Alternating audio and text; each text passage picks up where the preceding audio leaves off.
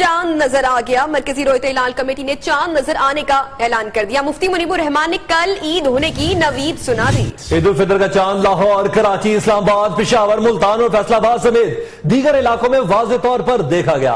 शहरी एक दूसरे को मुबारकबाद देते रहे।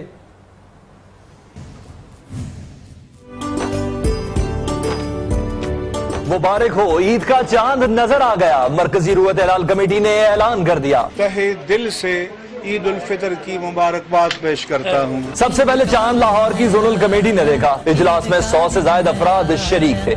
ईद का दिन है यार। रावलपिंडी, इस्लामाबाद, पेशावर, कराची, मुल्तान, फैसलाबाद और दीगर इलाकों में भी शहरियों ने चांद देखा। चांद का हतमी ऐलान इस्लामाबाद से मरकजी रोयत इलाल कमेटी के सरबराह मुफ्ती मुनीबुर रहमान ने किया। मिल्लत इस्लामिया पाकिस्तान को, अहले पाकिस्तान को, उम्मत मुस्लिमा को तहे दिल से ईद उल फितर की मुबारकबाद पेश करता हूँ।